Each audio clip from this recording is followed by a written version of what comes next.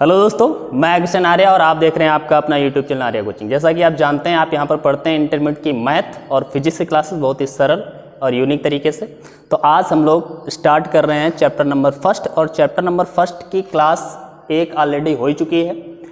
आज हम लोग इसकी दूसरी क्लास स्टडी करने वाले हैं और इस क्लास में हम लोग कुछ पहले तो हम रिवीजन करेंगे जो कल हम लोगों ने पढ़ा था, उसके बाद में आगे के बारे में भी चर्चा करेंगे। ठीक है, तो चलो देखते हैं। सबसे पहले हम लोग देखें तो कल वाले दिन हम लोगों ने पढ़ा था चार्ज के बारे में, मतलब आवेश क्या होता है। तो हमने बताया था आवेश किसी भी पदार्थ की आंतरिक प्रकृति होती है जिसके द्वारा हम कह सकते हैं कि कोई वस्तु जो है अगर आवेशित है तो वो किसी अन्य वस्तु पर आकर्षण या प्रतिकर्षण बल का अनुभव कराने लगती है। एक तो आवेश क्या है, मैंने बताया था आवेश कल वाले दिन।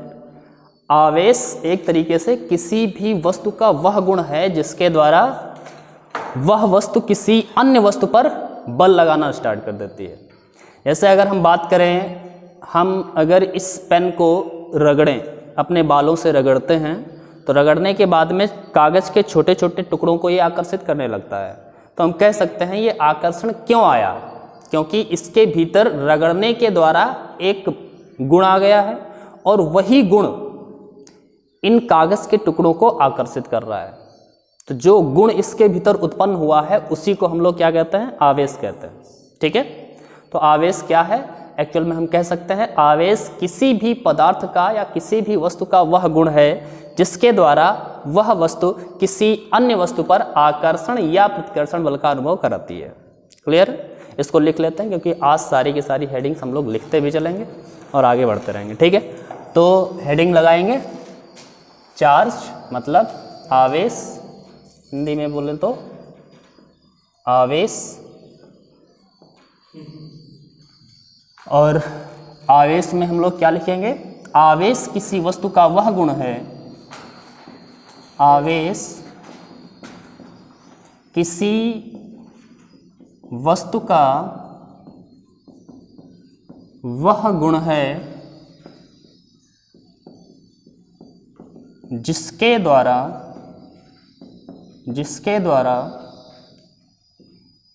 वह वस्तु किसी अन्य वस्तु पर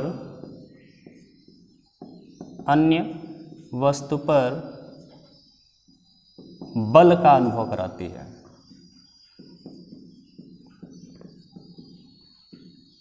बल का अनुभव कराती है।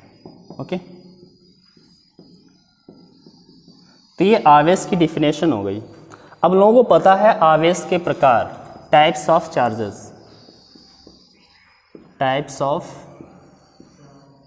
चार्जेस मतलब आवेश के प्रकार। कितने प्रकार का होता है, तो हम कह सकते हैं आवेश 2 प्रकार का होता है। हम लोग कल पढ़ ही चुके थे, आज हम लोगों को लिख लेना है। आवेश 2 प्रकार का होता है। इसमें से पहला टाइप कौन सा है, तो पहला टाइप है धन आवेश। धन आवेश जिसे हम पॉजिटिव चार्ज कहते हैं। और सेकंड है हमारा ऋण आवेश, इसको हम लोग क्या कहते हैं, नेगेटिव चार्ज। ओके, तो ये नोट कर लेते हैं। इसके बाद में अब हम लोग आगे बढ़ेंगे।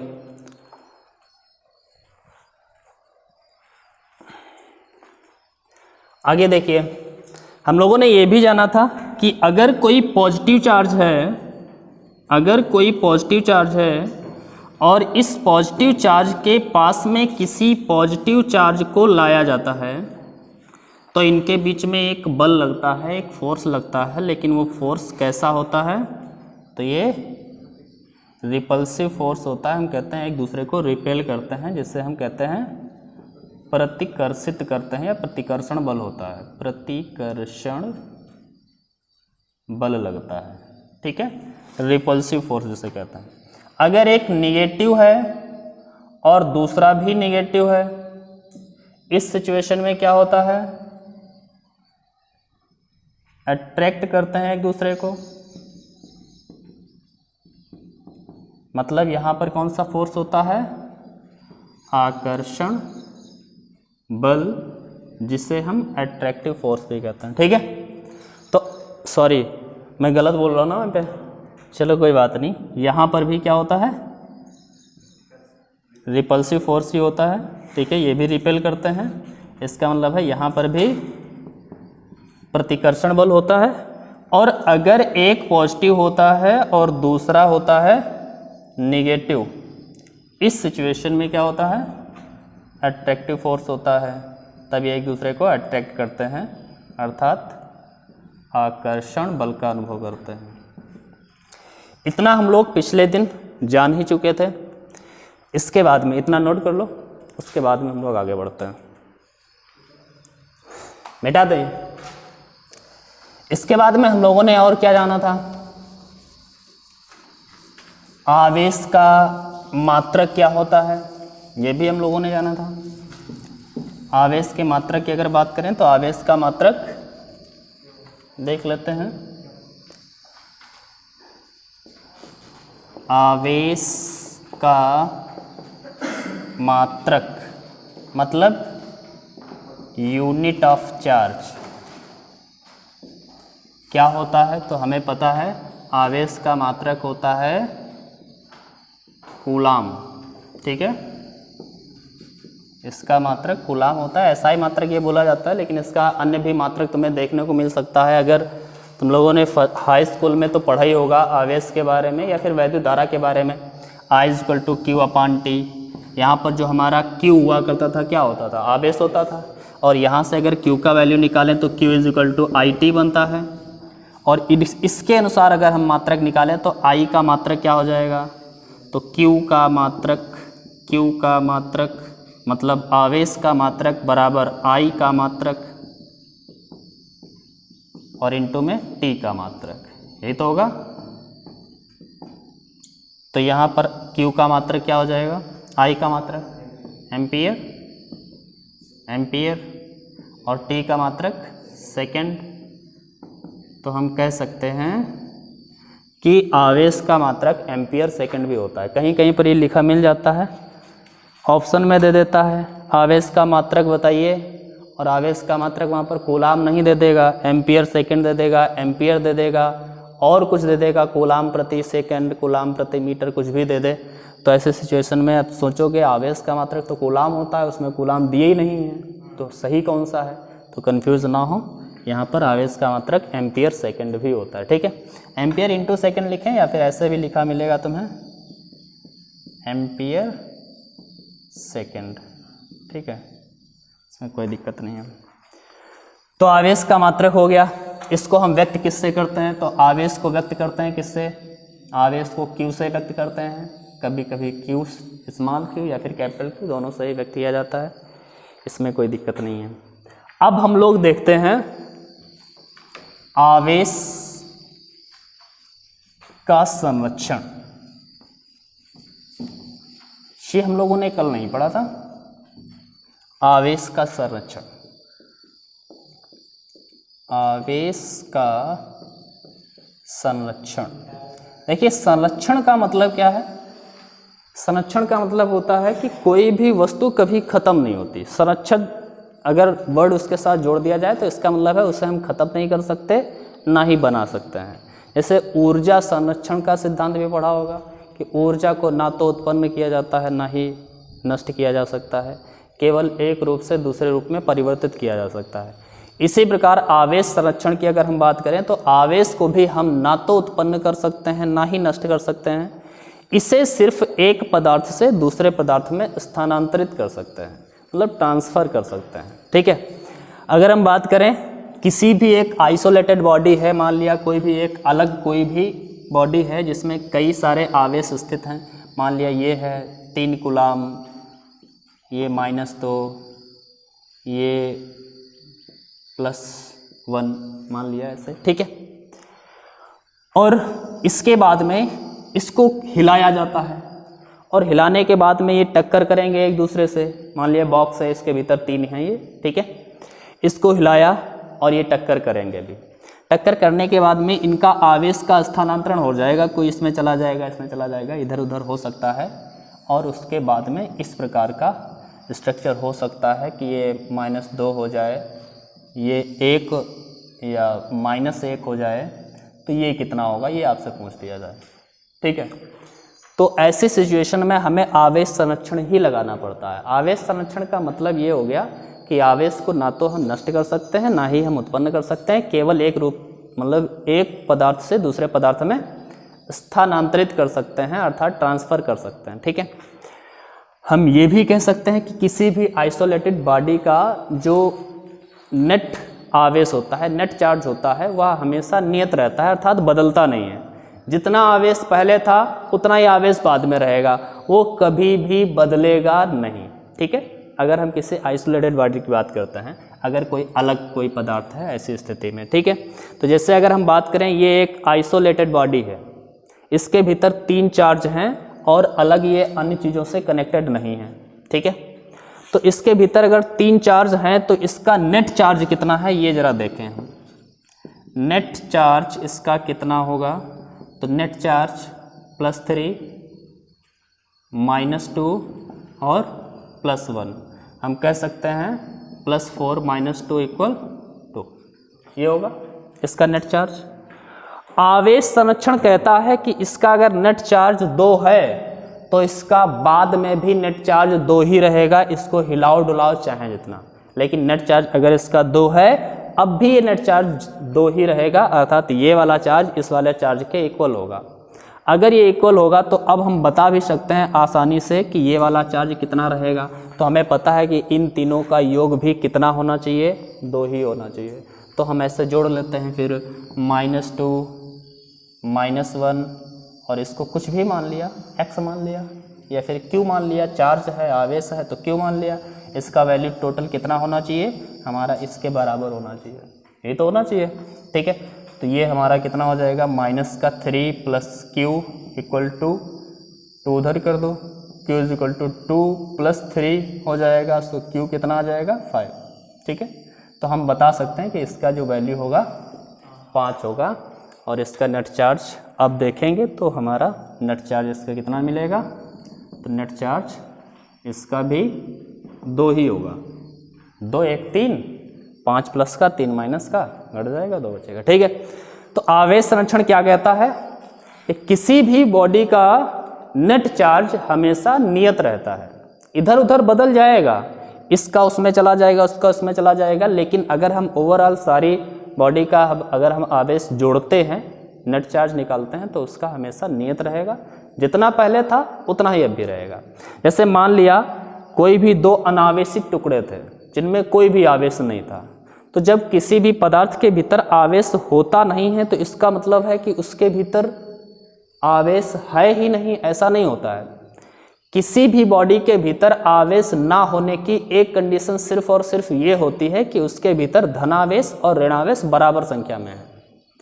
अगर धनावेश और ऋणावेश कम ज़्यादा हो जाए तो वहीं पर आवेश बन जाता है।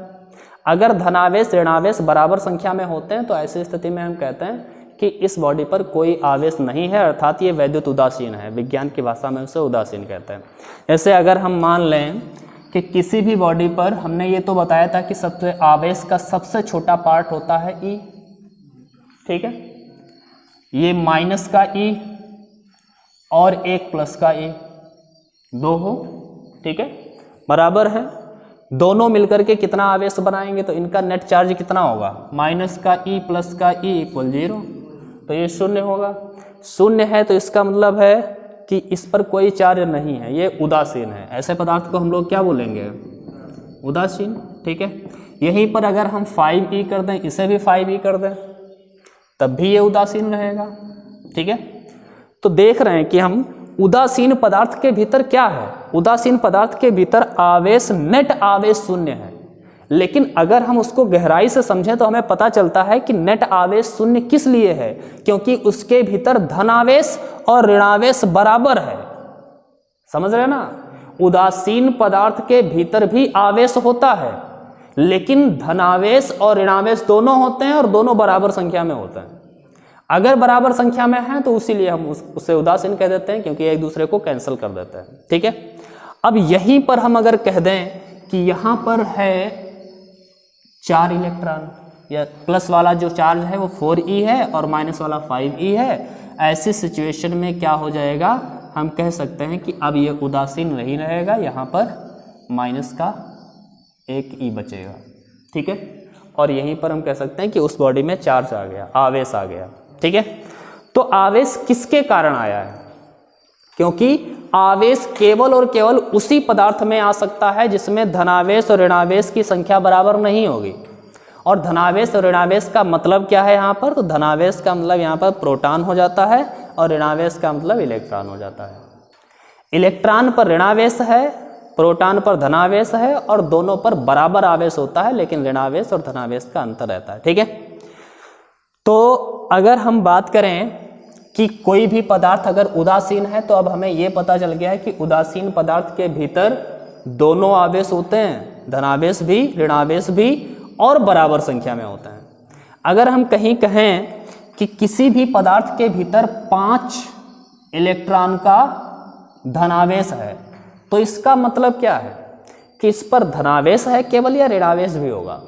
तो सिंपल सी बात है, इसके भीतर ऋणावेश भी होगा, लेकिन ऋणावेश धनावेश की अपेक्षा कम है। कितना कम है? 5 इलेक्ट्रॉन। जितना कम है उतना ही वो धनावेश आपको दिखाई दे रहा है। ठीक है, तो होता दोनों है, लेकिन जिसकी अधिकता होती है केवल हम उसी को आवेश मान करके चल रहे होते हैं। क्लियर? ये बात क्लियर है। अब अगर धनावेश है तो इसका मतलब क्या हुआ?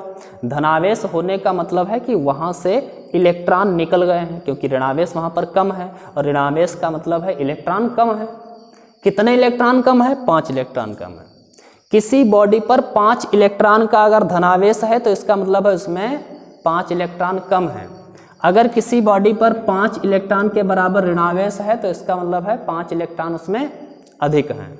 ठीक है, और हमेशा याद रखिएगा कि आदान प्रदान केवल और केवल इलेक्ट्रॉनों का ही होगा, प्रोटॉनों का नहीं होगा। क्यों नहीं होगा? तो हम लोग जानते ही हैं कि इलेक्ट्रॉन का जो द्रव्यमान है वह प्रोटॉनों की अपेक्षा बहुत कम होता है। कितना कम होता है मालूम है? इलेक्ट्रॉन का द्रव्यमान पता है कितना होता है? Mass of electron, mass of electron 9.1 into 10⁻³ kg ये होता है। मास ऑफ अगर प्रोटॉन की बात करें तो कितना होता है? 1.672 इंटू 10⁻27 kg होता है। अगर हम इन चीज़ों को निगलेक्ट कर दें, घातों की तुलना अगर हम लोग कर लें, तो हमें पता चल रहा है 10⁴ का अंतर है।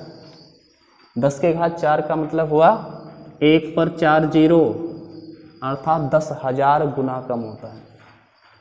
1 गुना 2 गुना नहीं, 10,000 गुना कम होता है इलेक्ट्रॉन, लगभग हम कह सकते हैं। ठीक है, तो ये बहुत ही कम होता है। इलेक्ट्रॉन प्रोटॉन की तुलना में बहुत ही कम होता है। और तुम लोग अभी आगे जब चलोगे तो तुम्हें पता चलेगा नाभिक के बारे में या फिर परमाणु के बारे में जब समझेंगे तो हमें पता चलेगा कि जो प्रोटॉन होता है वो नाभिक के भीतर होता है, और नाभिक के भीतर होने की वजह से वहाँ पर जो फोर्स होता है बहुत ही अधिक होता है, जिसके कारण वो हट नहीं पाता है, वो उस नाभिक को छोड़ नहीं पाता है।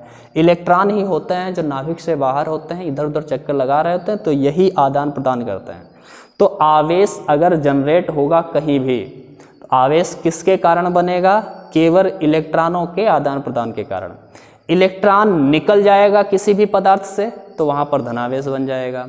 इलेक्ट्रॉन आ जाएगा किसी पदार्थ पर तो वहाँ पर ऋणावेश बन जाएगा। ठीक है, तो इलेक्ट्रॉन की अधिकता होने से ऋणावेश, इलेक्ट्रॉन की कमी होने से धनावेश। बात क्लियर है? तो अब हम लोग आवेश संरक्षण के बारे में तो इतना समझ चुके हैं। इसमें यहाँ पर लिख लेते हैं आवेश संरक्षण, हेडिंग लगाइए और इसमें लिख लेते हैं, थोड़ा सा लिखिएगा।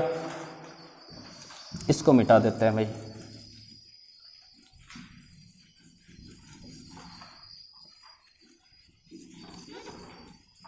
याद रखिएगा ये point, mass of electron, mass of proton. आवेश संरक्षण क्या है? तो कह सकते हैं आवेश संरक्षण के अनुसार, आवेश संरक्षण के अनुसार हमने क्या बताया? आवेश न तो उत्पन्न किया जा सकता है,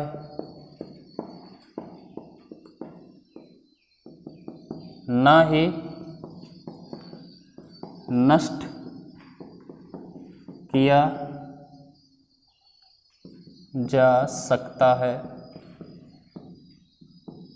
सिर्फ इसे एक पदार्थ से दूसरे पदार्थ में स्थानांतरित किया जा सकता है।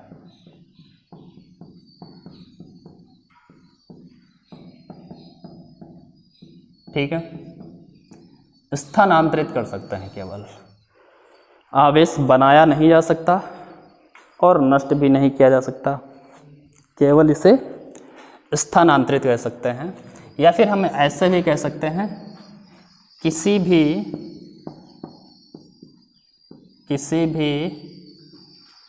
आइसोलेटेड, हिंदी में इसे क्या कहते हैं मुझे नहीं पता, एक तरीके से कहते हैं अलग, ठीक है, आइसोलेटेड बॉडी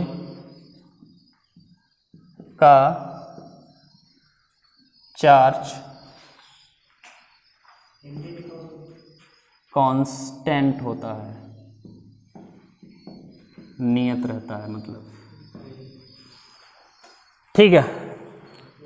किसी भी आइसोलेटेड बॉडी का चार्ज जो होता है वह नियत रहता है, मतलब बदलता नहीं है। अगर 5 कूलाम है तो रहेगा 5 कूलाम ही, उसके अणुओं में इधर उधर कम ज़्यादा हो सकता है। अभी हम लोगों ने एग्जाम्पल देखा ही था, ठीक है। तो अब हम लोग आगे चलते हैं, इसको नोट कर लीजिए और फिर आगे बढ़ते हैं। मिटा दें। अब देखिएगा आवेश का क्वांटीकरण, कल हम लोगों ने समझा था और आज इसको लिख लेना है, ठीक है। जो जो कल समझा था सब कुछ लिख लेंगे, ठीक है। क्वांटाइजेशन ऑफ चार्ज, आवेश का क्वांटीकरण मतलब क्वांटाइजेशन ऑफ चार्ज, ओके। ये क्या होता है तो मैंने बताया था कि आवेश जो होता है वो हमेशा E के गुणात्मक रूप में रहता है। E क्या है? आवेश की सूक्ष्मतम इकाई, सबसे छोटी इकाई। आवेश का सबसे छोटा पार्ट क्या है? E, जिसका वैल्यू होता है 1.6 × 10⁻19, ठीक है। तो आवेश हमेशा E के पूर्ण गुणज के रूप में रहता है, यही क्वांटाइजेशन कहा जाता है, यही क्वांटीकरण कहा जाता है कि आवेश सदैव E के पूर्ण गुणज के रूप में रहता है। जैसे हम कह सकते हैं कि आवेश E हो सकता है, 2E हो सकता है, 3E हो सकता है, 4E हो सकता है, ठीक है। यहाँ पर हम कहें 1.7E होगा तो नहीं हो सकता, 3.8E होगा नहीं हो सकता। तो ये वाले वैल्यूज आवेश के एग्जिस्ट नहीं करेंगे, ठीक है। तो आवेश पूर्ण गुणज के रूप में रहेगा, 1, 2, 3, 4, 5, 6 ऐसे बढ़ेगा, 1.5, 1.6, 1.7 ऐसी वाली वैल्यूज इसके गुणज में नहीं होंगी, पूर्ण गुणज होंगे, 1 होगा या 2 होगा या 3 होगा, क्लियर है। इसी को हम आवेश का क्वांटीकरण कहते हैं। तो क्वांटीकरण में हम लोग लिख लेते हैं, लिखिएगा आवेश का क्वांटीकरण, आवेश सदैव, सदैव देखो कैसे लिख रहे हैं भाई, सदैव E के पूर्ण गुणज के रूप में प्राप्त होता है। ठीक है, मतलब हम कह सकते हैं अतः आवेश को अनिश्चित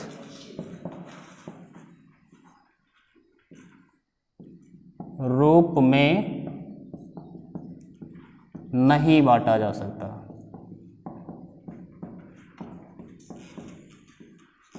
ठीक है, ये निश्चित रूप में बांटा जाएगा। 1 इलेक्ट्रॉन, 2 इलेक्ट्रॉन, 3 इलेक्ट्रॉन, 4 इलेक्ट्रॉन, अनिश्चित रूप से हम नहीं बांट सकते। ठीक है, तो ये बातें एक ही हैं। तो आवेश सदैव ई के पूर्ण गुणज के रूप में रहता है। एग्जाम्पल अगर हम लिख लें तो ऐसे लिख लेंगे, एग्जाम्पल ई हो सकता है +-1 ई, ऐसे लिख दो। ठीक है, प्लस माइनस ऋणात्मक या धनात्मक दोनों प्रकार का आवेश हो सकता है, तो यहाँ पर मैंने प्लस माइनस लगा दिया। 2 ई हो सकता है, 3 ई हो सकता है, 4 ई हो सकता है, ऐसे डॉट डॉट डॉट अनंत तक हो सकता है। ठीक है, तो यहीं से एक फॉर्मूला निकल के आता है, अतः आवेश Q जो होगा वो E के पूर्ण गुणज के रूप में होगा, और E का पूर्ण गुणज कुछ भी हो सकता है, 1 2 3 4 5, जिसे हम n लिख सकते हैं, NE प्लस माइनस लिख दें या फिर प्लस माइनस ना लिखें तब भी कोई बात नहीं है। ठीक है, तो NE होगा, यहाँ पर n जो है वो एक इंटीजर वैल्यू है, मतलब पूर्ण संख्या है। ठीक है, यहाँ पर लिख दें, जहाँ E एक पूर्ण संख्या है, पूर्ण संख्या है। E का वैल्यू जो है वो फ्रैक्शन में नहीं हो सकता। n का मान 1 होगा, 2 होगा, 3 होगा, 1.5 या 5/7 ऐसा नहीं हो सकता। ठीक, सॉरी E नहीं, इसको हम n बोल रहे हैं। जो n होगा वो पूर्ण संख्या है। ठीक, तो ये हो गया हमारा आवेश का क्वांटीकरण। इसको विस्तार से कल समझे ही थे, कोई दिक्कत नहीं है मेरे ख्याल से। कोई दिक्कत है? नहीं है। अब हम लोग आगे चलते हैं। ठीक है, और आगे चलेंगे और इसमें हम लोग देखेंगे कि किसी भी बॉडी को अगर हम आवेश देते हैं तो किस प्रकार से हम या कितने प्रकार से किसी भी बॉडी को आवेशित कर सकते हैं। आवेशित करने के तरीके जो हैं हमारे पास वो क्या क्या हैं। ठीक है, आवेशन के प्रकार हम कह सकते हैं। ठीक है, टाइप्स ऑफ चार्जिंग बॉडी। आवेशन के प्रकार। ठीक है, types of charging a body. किसी भी बॉडी को या किसी भी पदार्थ को कितनी प्रकार से हम चार्ज कर सकते हैं। ठीक है, चार्ज करने के प्रकार। तो पहला होता है, पहला प्रकार हम लोग पढ़ेंगे चार्जिंग बाय कंडक्शन, मतलब चालन द्वारा, चालन द्वारा आवेशन। हिंदी में वर्ड बड़े कठिन होते हैं वैसे। Charging by conduction. ठीक है, चालन द्वारा आवेशन, ये क्या होता है? तो इसमें सिंपल सी बात है कि अगर एक कोई बॉडी है, ठीक है, इसको हमें चार्ज करना है, तो किसी दूसरी बॉडी पर जो पहले से जिस पर आवेश उपस्थित है, मान लिया इस पर पहले से आवेश उपस्थित है, ठीक है, तो ये आवेश उपस्थित है और इसको हमें अगर चार्ज करना है, ये हम कह सकते हैं कि मतलब बोलते हैं उदासीन। ठीक है, तो ये उदासीन है। ठीक है, और अब हमें इसे चार्ज करना है, तो हम क्या करेंगे, कोई वायर ले लो या फिर इसी को उठा करके इससे टच करा दो। ठीक है, तो जैसे ही हम इसको टच कराएंगे वैसे ही इसके कुछ आवेश इसमें आ जाएंगे इस सिचुएशन में। ठीक है, तो हम कह सकते हैं कि इसको हमने चार्ज कर लिया। किसके द्वारा? इसको टच करा के। तो हम कह सकते हैं चालन द्वारा आवेश हम कैसे देते हैं किसी भी चीज़ को, इसमें हम डायरेक्ट टच करा देते हैं। डायरेक्ट टच लिख दें। ठीक, टच करा दो किसी बॉडी को जो चार्ज थी, उस बॉडी को किसी भी अनचार्ज बॉडी से कनेक्ट कराया, टच कराया, तो उसका आवेश उसमें चला जाएगा।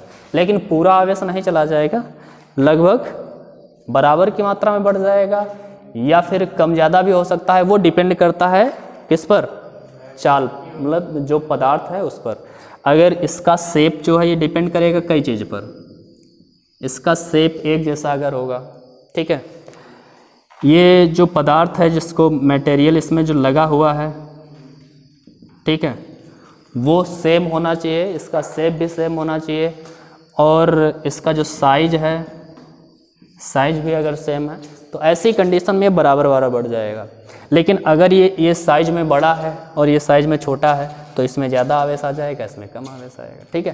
तो ये इन तीनों चीज़ों पर डिपेंड करेगा, लेकिन आवेश तो आ ही जाएगा। तो हम कह सकते हैं चार्ज हो जाएगी चालन के द्वारा, ठीक है। तो चालन द्वारा आवेशन में ये हेडिंग डाल करके लिख लो ज़रा, चालन द्वारा आवेशन क्या होता है।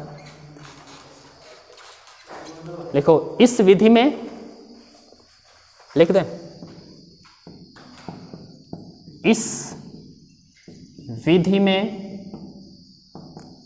किसी आवेशित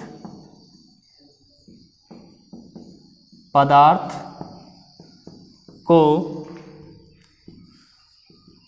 अनावेशित पदार्थ के संपर्क में ले जाते हैं, जिससे अनावेशित पदार्थ पर भी आवेश आ जाता है, ठीक। तो ये चालन द्वारा आवेशन की बात हो गई। इसके बाद में हम लिखेंगे दूसरा प्रकार आवेशन का, इसको मिटाते हैं, ठीक। आवेशन का दूसरा प्रकार प्रेरण द्वारा आवेशन, प्रेरण द्वारा आवेशन दूसरा प्रकार है प्रेरण द्वारा आवेशन। मतलब charging by induction, okay, charging by induction. मतलब अभी तक हमने जो आवेश दिया किसी दूसरी बॉडी को, वो किसी दूसरी जो चार्ज बॉडी थी उसको मैंने डायरेक्ट टच करा दिया, तो वो आवेशित हो गई, ठीक है। अब की बार हमें क्या करना है, डायरेक्ट टच नहीं कराना है। एक बॉडी होगी, इसको हमें चार्ज करना है, मान लिया इसे हमें चार्ज करना है, और हमारे पास एक आवेशित टुकड़ा लाए जो आवेशित है ऑलरेडी, लेकिन हमें इसे चार्ज करना है। तो इसको चार्ज करने के लिए हम क्या करेंगे, हम क्या करते हैं कि इसको इसके समीप ले जाते हैं। समीप ले जाएंगे तो होगा क्या, अभी हम लोग एक चीज़ तो पढ़ ही चुके हैं, और वो चीज़ हमने क्या पढ़ी है कि अगर एक प्रकार के आवेश होते हैं तो उनके बीच में प्रतिकर्षण होता है, और विपरीत आवेश होते हैं तो आकर्षण होता है। ये तो होता है, इनके बीच में ये एक दूसरे को रिपेल करेंगे और ये एक दूसरे को अट्रैक्ट करेंगे, ठीक है। तो हम कह सकते हैं कि यहाँ पर जो चार्ज है वो कैसा है, मान लिया कि यहाँ पर जो चार्ज है वो निगेटिव है, निगेटिव चार्ज है।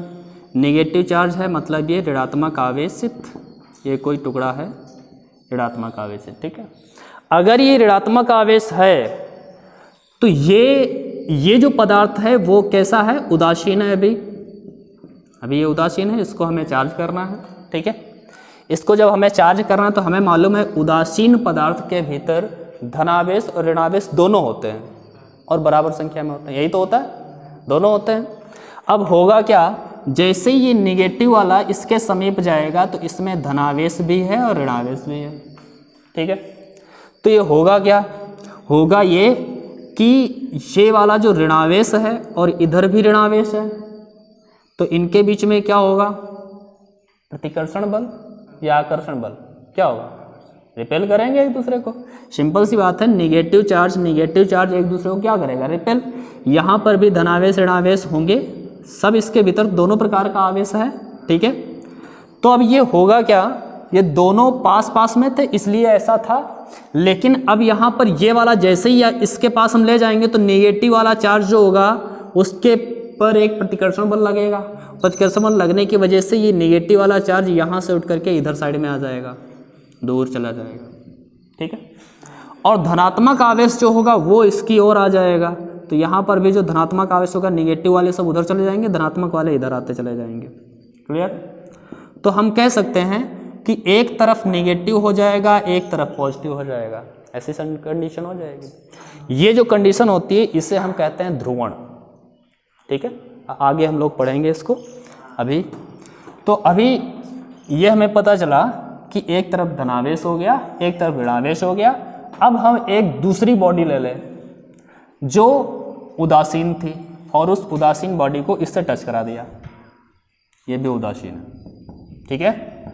और जैसे ही उदासीन बॉडी को टच कराएंगे तो ये इलेक्ट्रॉन्स जो हैं वो इसके भीतर चले जाएंगे, जिसके कारण होगा क्या, यहाँ पर ये जगह खाली हो जाएगी और इलेक्ट्रॉन अब चले गए इसमें जब, तो ये वाला भी आवेशित हो जाएगा, ये वाला धनावेशित हो जाएगा, क्योंकि यहाँ से इलेक्ट्रॉन चले गए, यहाँ पर धनावेश बचा, तो ये अब उदासीन नहीं रहा, ये भी अब उदासीन नहीं रहा, और ये तो पहले से आवेशित था, तो सारे के सारे चार्ज हो गए, ठीक है।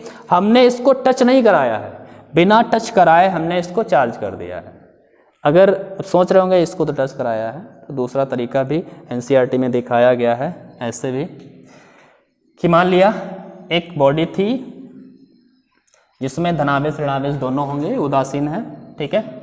इसको चार्ज करना हमें, किया क्या, हमने एक चालक लिया जिस पर धनावेश था, ठीक है, धनावेश था। अब ये धनावेश होने की वजह से होगा क्या, ऋणावेश को तो आकर्षित कर लेगा, धनावेश को ये दूर कर देगा, ये सिचुएशन हो जाएगी, फिर होगी यही सिचुएशन, ठीक है। अब हम क्या करें, इसको एक वायर से अर्थ से कनेक्ट कर दें। अर्थ क्या है, अर्थ क्या है, हम कह सकते हैं कि अर्थ के भीतर अनलिमिटेड इलेक्ट्रॉन है, ठीक है। इसके पास ये तो स्टोर है, हम कह सकते हैं खान, खान को इंग्लिश में क्या कहते हैं, KHAN वाला खान नहीं, ठीक है।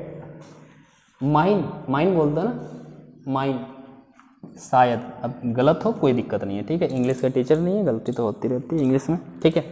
तो माइन ऑफ, हाँ, इलेक्ट्रॉन की खान, अच्छा चलो ठीक है लिख देते हैं, इलेक्ट्रॉन की खान है ये, ठीक है। तो यहाँ से तो इलेक्ट्रॉन भाई अर्थ जो होगी कहेगी चल हम तुमको इलेक्ट्रॉन देते हैं, और इलेक्ट्रॉन आएंगे और इन धनावेश से मिल करके ख़त्म, तो ये धनावेश यहाँ से गायब हो जाएगा, ये चार्ज हो गई बॉडी। तो अब ये उदासीन जो पहले थी अब ये चार्ज्ड बॉडी हो गई, ठीक है। तो इंडक्शन के द्वारा बिना टच कराए हम किसी भी बॉडी को चार्ज कर सकते हैं बाय इंडक्शन, ठीक है। तो ये दो तरीके हो गए अभी तक, एक तो चालन द्वारा आवेशन, ठीक है, जिसमें हम डायरेक्ट टच कराते हैं, चार्जिंग बाय इंडक्शन जिसमें हमें टच नहीं कराना है, ऐसे ही चार्ज कर देना है किसी बॉडी को। एक तीसरा भी तरीका होता है, ठीक है, इसको अभी लिखा नहीं है ना, शायद लिख लेते हैं, हेडिंग डालो और इसको लिख लेते हैं,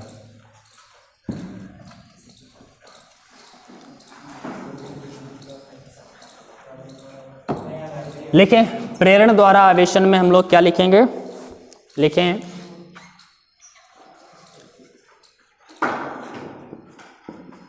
किसी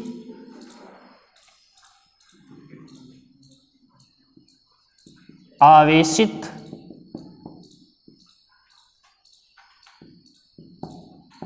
चालक को जब उदासीन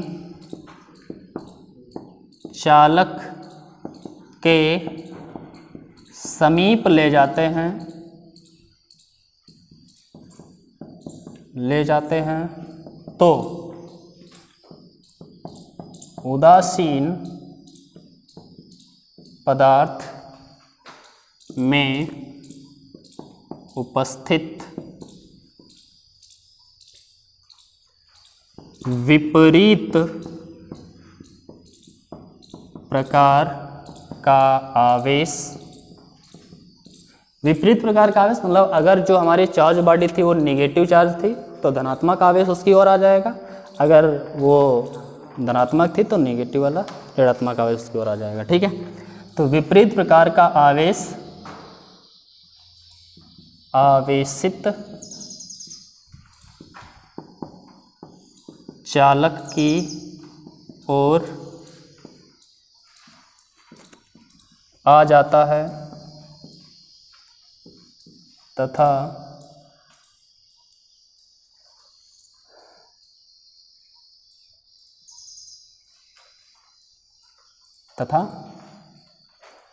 समान प्रकार का आवेश चालक के दूसरे सिरे पर चला जाता है। ठीक है, जब इसके दूसरे सिरे को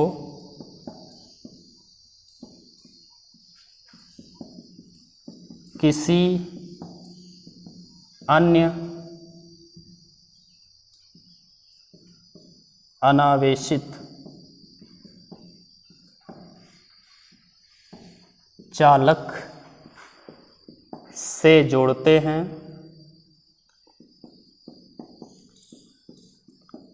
तो वह आवेश उस अनावेशित चालक पर चला जाता है। इस प्रकार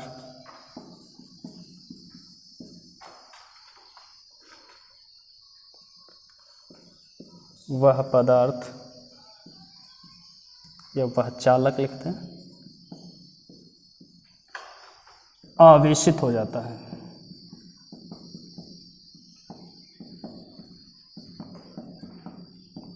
ठीक है, तो ये हो गया प्रेरण द्वारा आवेशन। अब हम लोग तीसरा टाइप देखेंगे। नोट हो गया? चलो आगे बढ़ते हैं। तीसरा टाइप जो है हमारा वो होता है घर्षण द्वारा आवेशन।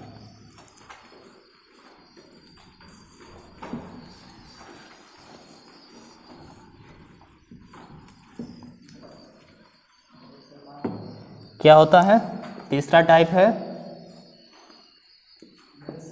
घर्षण द्वारा आवेशन।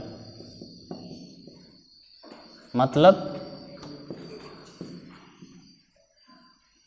चार्जिंग बाय फ्रिक्शन बोलें या फिर चार्जिंग बाय रबिंग, रबिंग भी लिख सकते हैं। मतलब किन्हीं भी दो चीज़ों को आपस में अगर हम रगड़ते हैं तो रगड़ने से भी चार्ज उन पर आ जाता है। ये एग्जाम्पल तुम लोगों ने देखा ही होगा कई बार। पेन को अपने बालों में रगड़ो और उसके बाद में देखो वो कागज़ के छोटे छोटे टुकड़ों को अट्रैक्ट करता है, तो इसका मतलब क्या है, उसमें चार्ज आ जाता है। तो रबिंग के कारण कैसा चार्ज आता है? तो जब किसी को हम रब करते हैं तो उसके जो मॉलिक्यूल्स होते हैं, मतलब जो अणु होते हैं, ध्यान से देखिएगा। मान लिया ये पदार्थ है एक और एक ये पदार्थ है। इसको हम अगर रगड़ेंगे तो रगड़ने से होगा क्या कि हम इनको काइनेटिक एनर्जी दे रहे हैं, गतिज ऊर्जा दे रहे हैं, और वो गतिज ऊर्जा होगी क्या, ऊष्मा में बदलेगी, हीट बनाएगी। तुम देखा होगा कि जब हम रगड़ते हैं तो वो गर्म हो जाता है कोई पदार्थ, ठीक है, हीट बनाती है। और वो हीट क्या करती है, उसके भीतर जो इलेक्ट्रॉन होते हैं उनको ऊर्जा प्रदान कर देती है।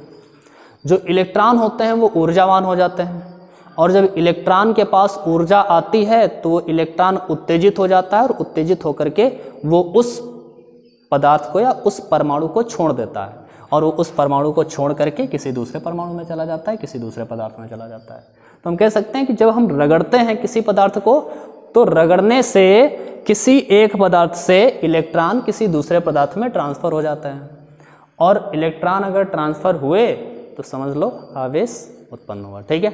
तो अब ये डिपेंड करता है कि किस पदार्थ से किस में जाएगा, तो पदार्थ पर डिपेंड करेगा कि कौन सा किस प्रकार का पदार्थ है तो किस में जाएगा, ठीक है। लेकिन हमें ये पता चला कि अगर हम किन्हीं भी दो पदार्थों को अगर रगड़ेंगे तो आवेश उन पर आ जाएगा, ठीक है। तो लिख देते हैं यहीं पर, घर्षण द्वारा आवेशन में भी लिख लीजिए। जब किन्हीं दो पदार्थों को आपस में रगड़ते हैं तो किसी एक पदार्थ से कुछ इलेक्ट्रॉन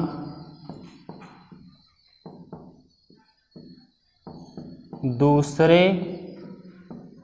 उत्तेजित होकर, लिख दें, कुछ इलेक्ट्रॉन उत्तेजित होकर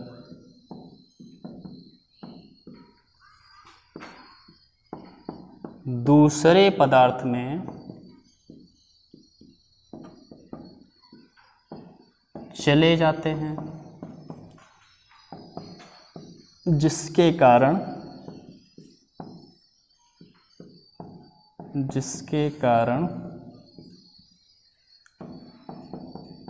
दोनों पदार्थों पर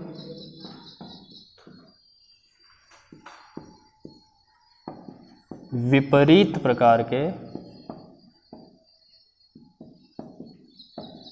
आवेश उत्पन्न हो जाते हैं।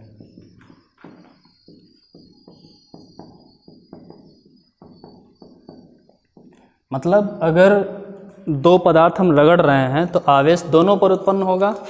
अगर इस पर धनावेश आया है तो इस पर ऋणावेश आ जाएगा, अगर इस पर धनावेश आया तो इस पर ऋणावेश आ जाएगा, दोनों पर विपरीत प्रकार के आवेश आ जाते हैं, ठीक है। तो ये हो गया आवेशन के प्रकार। किसी भी अनचार्ज बॉडी को अगर हमें चार्ज करना है तो वो कितने तरीके से कर सकते हैं, 3 तरीके हैं इसके। पहला, चालन द्वारा आवेशन, जिसमें हम लोग डायरेक्ट किसी भी बॉडी को टच करा करके आवेशित कर सकते हैं। दूसरा है हमारा चार्जिंग बाय इंडक्शन, मतलब इसमें टच नहीं कराएंगे, केवल उसके समीप ले जाते हैं और उसमें आवेश उत्पन्न कर सकते हैं। और तीसरा है चार्जिंग बाय रबिंग, घर्षण द्वारा आवेशन, ठीक है। तो आज की क्लास में बस इतना ही रखते हैं। नेक्स्ट डे हम लोग कूलाम का नियम स्टार्ट करेंगे और आगे बढ़ेंगे, ठीक। आज की क्लास में इतना ही, धन्यवाद।